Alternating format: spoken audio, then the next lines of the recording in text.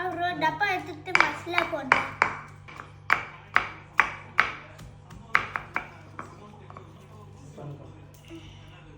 இப்போ எனக்கு என்ன தெரியுமா நான் உங்களுக்கு நிறுவனம் பண்றது பார்த்தா நைட்டும் சரி காலையிலும் சரி தூங்குறதுக்கு முன்னாடி ஒரு சேனல்ல ஒரு இது போடுவாங்க.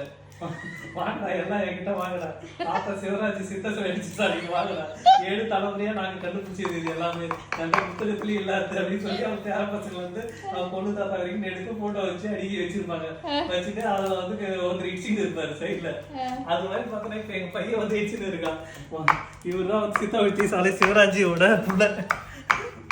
சித்த வைத்தியசாலை இல்ல என்னதான் எனக்குன்னு சொல்றாங்க. ஆமா இப்போ உனக்கு வந்து இது செய்யறோம் நாங்க என்னன்னா வந்து இந்த என்ன சொல்றது ஊர்ல வந்து மருதாணி கையில அரைச்சு வைப்பாங்கல்ல அது மாதிரி இப்ப மருதாணி வச்சது நீ செவந்துரும் சொல்லி ரெடி பண்ணி நிக்கிறான்.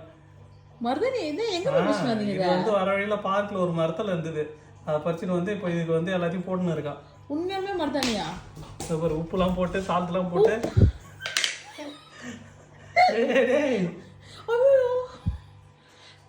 டேஸ்ட் பண்ணி தான் பார்ப்போம் உப்பான்னு.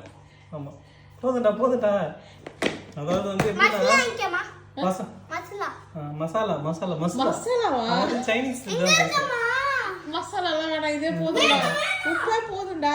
அந்த ஊர்ல வந்து லேகியம் வைப்பாங்க.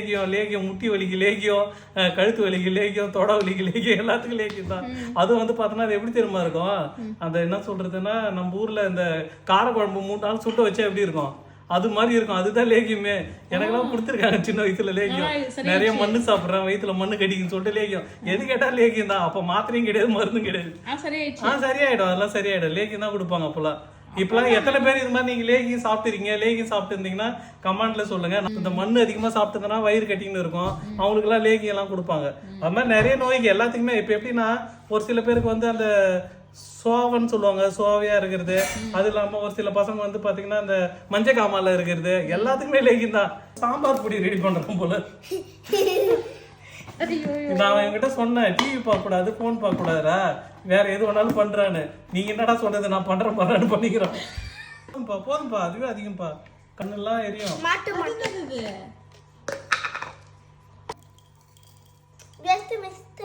அமேசான் காடுகளில் இருந்து அடர்ந்த காடுகளில் இருந்து கண்டுபிடிக்கப்பட்ட தழை வகையை எடுத்து இப்ப நாங்க 6 வகை மூலிகை 60 வகை மூலிகை செய்யறோம். பேனு, ஈரு, அதுக்கப்புறம் வந்து பித்தலாட்டம், பொய் பேசுறது, இது எல்லாத்தையும் அறவே நீங்க வந்து தடுத்துடலாம் இந்த லேகியம் கொடுத்தீங்கன்னா.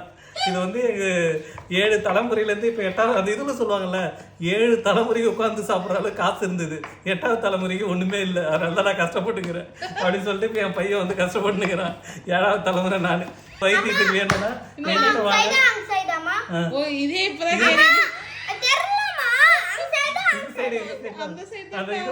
கடைசியா ஊசி வந்து எதை சைடு போடணும் திருப்பி போடணும்னு கேட்பாங்கல்ல நர்ஸு.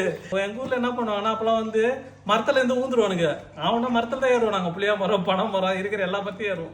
ஏறிட்டு கீழே விட்டாங்கன்னா ஒரு கால் வந்து ஒரு சைடு இழுத்துக்கும், கை எலும்பு முடிச்சிக்கும். அப்படியே கட்டி சுட்டிங்கன்னு துணி எடுத்து சுத்திங்க நேரம் புத்தூர் கூட்டு போயிடுவாங்க. புத்தூர் கட்டுறதுக்கு புத்தூர் கூட்டு போயிடுவாங்க. கூட்டு போனது அவரு என்ன தெரியுமா பண்ணாரு, இவ்வளவு பெரிய பட்டைய, நல்லா பெரிய மூங்கில் பட்டைய வச்சு கை இப்படி நீட்டா கட்டி விட்டுருவாரு. ஒரு மாத்து கை இப்படியே தான் வச்சிருக்கணும், இப்படி ஆட்டக்கூடாது, அசைக்கூடாது. கால் ஓடிச்சுன்னா காலை இப்படி நீட்டி இப்படி கட்டுவாரு வச்சுட்டு. ஒரு மாத்து இப்படியே தான் உட்காந்துருக்கணும். இப்பதான் வந்து ஆகுனா சர்ஜரி பண்ணோம், ஆகுனா ஆப்ரேஷன்ன்றாங்க. ஏன்னா கால் சுளிக்கிறா கூட ஆப்ரேஷன். இப்பெல்லாம் அது ஒரு டாக்டர் இப்போ ரிசைன் பண்ணிட்டு போனாங்க பாத்தியா. அப்பதான் முத ஒரு டாக்டர் வந்து ஹாஸ்பிட்டல்ல ஜாயின் பண்ணாங்க. அப்ப அவங்க சொன்னாங்களாம் ஜுரம் அடிச்சு வந்தா கூட ஒரு ஸ்கேன் பண்ண எழுதி கொடு அப்படின்னாங்களா. ஏன்னா டாக்டருக்கு வந்து அசைன்மெண்ட் இதெல்லாம் யாரு வந்தாலும் வந்து ஒரு எக்ஸ்ரே எடுக்கணும், ஒரு ஸ்கேன் எடுக்கணும், ரத்த பரிசோதனை பண்ணணும். டாக்டர் என்ன சொல்லிட்டாங்கன்னா இது மாதிரி நான் போன முத நாளே என்கிட்ட இது மாதிரி அசைன்மெண்டா சொல்றாங்க, வரவங்க எல்லாருக்கும் ஸ்கேன் எழுதி கொடுக்கணும், வரவங்க எல்லாருக்கும் எக்ஸ்ரே எடுக்க சொல்லி கொடுக்கணும்.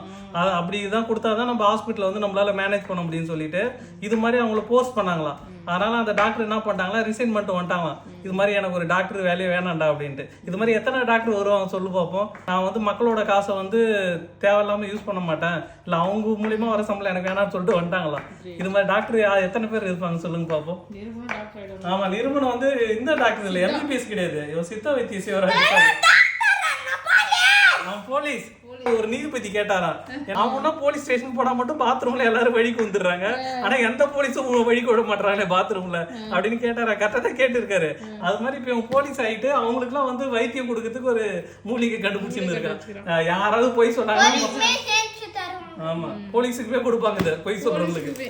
ஆமா போய் சொல்லுவாங்களா புது போட்டுப்பாங்களா? ஆமா எல்லாருக்குமே தான். இப்ப பாருங்க தழைகையெல்லாம் அப்படியே நுணுக்கி போட்டு வேற லெவல்ல ரெடி பண்ணிக்கிற. ஆமா நீங்க ஒரு கட்டி வாங்கி சாப்பிட்டா போதும், ஒரு வருஷத்துக்கு வரும், போயிடும், போய் சேர்ந்துருவோம். ஹோமியோபதி சித்த வைத்தியம் படிச்சவங்கிட்டலாம் போனா வச்சுக்கேன், அவர் என்ன சொல்லுவார் தெரியுமா, மஞ்சள் தண்ணியில கொஞ்சம் உப்பு போட்டுக்கோங்க, வாயில நல்லா கொப்பளிங்க, சரியாயிடும். ஆனா பார்த்து சரியாயிடும். அதே மாதிரி தலை வலிக்குது அப்படின்னா வெங்காயத்தை எடுத்து அப்ளை பண்ணுங்க. விபூதி இருந்தா விபூதி, சளி பிடிச்சிருந்தா விபூதி வந்து பூச சொல்லுவாங்க.